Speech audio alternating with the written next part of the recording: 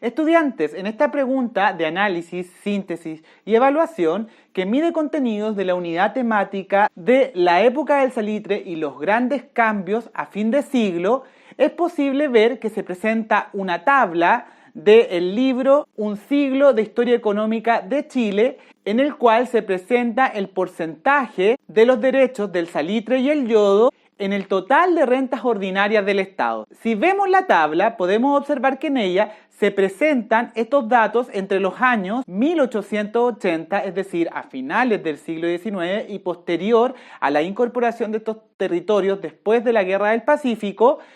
hasta el año 1924. Y en esta tabla es posible apreciar el pago de los derechos de las diferentes salitreras instaladas en el país a el Estado chileno y también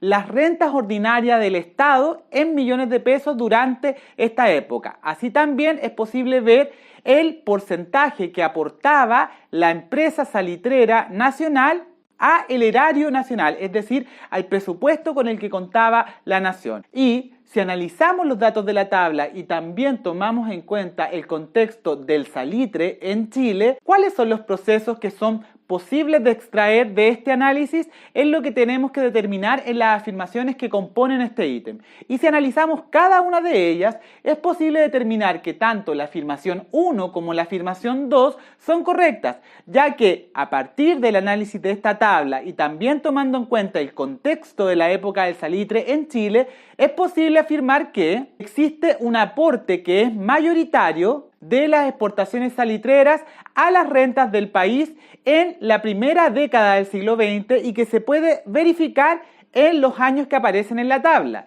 Y por otra parte, también se puede verificar un incremento de la demanda de nitrato o de la demanda de salitre, evidenciada en el aumento de los derechos que tenían que pagar las diferentes compañías que explotaban este mineral. Sin embargo, la afirmación 3 es incorrecta, porque no es posible hablar de que el crecimiento de la participación del salitre, es decir, de las empresas salitreras, es inversamente proporcional a las ganancias que obtenía el Estado por esta actividad. Si vemos bien en la tabla, es posible verificar que tanto el aumento en el pago de los derechos de las empresas salitreras va directamente en proporción con el aumento que obtiene el Estado en cuanto a las ganancias que se recibían de la actividad del salitre en el norte del país. Por lo tanto, en esta pregunta, la alternativa correcta